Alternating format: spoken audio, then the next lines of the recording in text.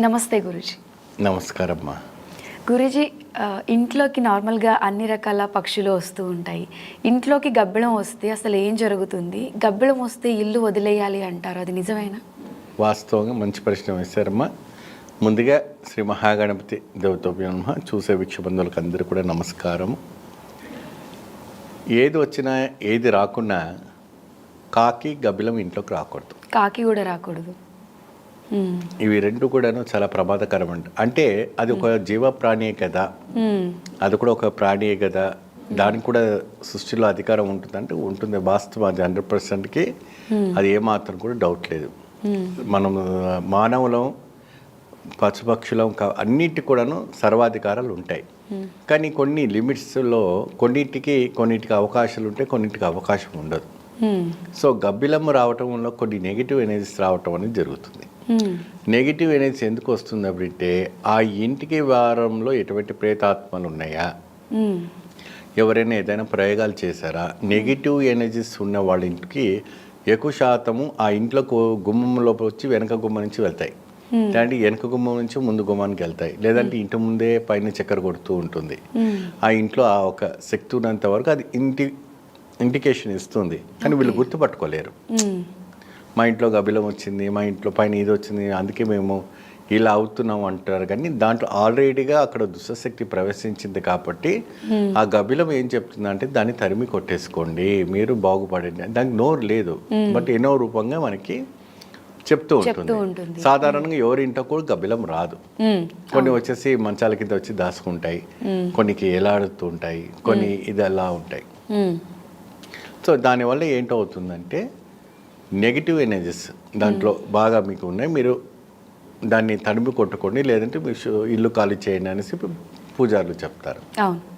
పూజారులకు కూడా తెలియదు అక్కడ ఇలాంటివి జరిగినాయని కూడా, కానీ జరిగిపోండి அப்படின்னு అంటారు. అందుకే కావాలని వాళ్ళు ఇల్లు ఖాళీ చేస్తారు. కానీ ఇల్లు ఖాళీ చేసే అవసరం లేదు. దానికి పుణ్యవచనం చేసి లక్ష్మీ గణపతి హోమం చేసి లేదా చింతామణి గణపతి హోమం చేస్తే సరిపోతుంది. వెళ్ళిపోతాయి గురువు గారు, ఆటోమేటిక్గా వెళ్ళిపోతాయి. ఓకే. అంటే కాకి ఇంట్లోకి వచ్చినా కూడా ఇలాంటివి చేయాలంటారు? కాకి అని వచ్చేసి రాకూడదు అంటారు. శాస్త్రానికి ఏంటంటే శనీశ్వరుని వాహనం కాబట్టి కాకి అనేది ఇంటిపైనే వస్తుంది అంటారు. ఇంటి లోపలికి వచ్చిందంటే సాధారణంగా ఎవరి ఇంట్లోకి రాదు. కాకి చాలా కొద్దిగా బాగా అన్ని పక్షుల కన్నా కొద్దిగా మెచ్యూర్డ్గా మైండ్గా ఉంటుంది. ఎప్పుడైతే కూడాను ఒకవేళ తన గుడ్డు పడిపోయినా, దాని పిల్ల పడిపోయినా, ఏదైనా ఫుడ్ కోసమైనా లోపలికి రావటం అనేది జరుగుతుంటుంది. అయితే ఇక్కడ ఏం కనపడుతుందంటే మన ఇంట్లో ఎవరైనా చనిపోతే కాకి రూపంగా వస్తారనేసి మన హిందూ సనాతన ధర్మం నమ్ముతుంది. పిండ ప్రదానం చేసిన కాకిలు వచ్చి తింటాయి అనేసి చెప్తుంటారు, వాళ్ళు ఆహ్వానించి ఉంటారని. కానీ ఎప్పుడైతే కూడా కాకి లోపల ప్రవేశించిందంటే వాళ్ళ ఇంట్లో శని ప్రారంభమైంది. అంటే ఆయన వాహనం కాబట్టి ఆయన గారు ఎంటర్ అయ్యారు. అంటే కాకులు ఇంటి బయట అరుస్తూ ఉంటే కూడా అపశకునం అని అంటుంటారు. అది వేరు. ఈ లోపలికి ప్రవేశించిన తర్వాత ఇది వేరు. ఇంకా వాళ్ళ ఇంట్లో ఇంకా కష్టాలు స్టార్ట్ అవుతున్నట్టుగా. సో దానికి మీరు మనల్ని సంపాదించారనుకోండి, దానికి కావాల్సినటువంటి పరిహారాలు మనం చేసుకోవచ్చు. కానీ ఏది వచ్చినా ఏది రాకుండా గబ్బిలం వచ్చితే మాత్రాన దానికి వెంటనే మీరు దానికి పరిహారం చేసుకొని పుణ్యవచనం చేసుకొని దానికి కావాల్సినటువంటి ఎటువంటి ఇబ్బందిగా పడుతున్నారో దానికి మనం పరిహారం కూడా చేస్తాం. గురించి ఒక్కసారి మనము దీనికి సంబంధించిన పూజలు ఇవన్నీ చేసిన తర్వాత మళ్ళీ గబ్బిలాలు ఇలాంటివి ఇంట్లోకి రాకుండా ఉండాలంటే అసలు మనం ఎటువంటివి దానికి మనం ఏం చేస్తామంటే ఎవరైనా భక్తులు మనం సంపాదించిన తర్వాత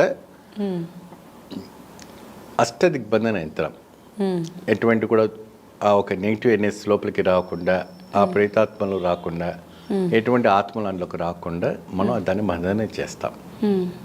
బంధన చేసి ఆ యంత్రం ప్రతిష్ఠ చేసుకుంటే ఆ ఇంటికి అష్టకవచంగా మనకు ఏర్పడుతుంది, మంచి ఫలితం లభిస్తుంది.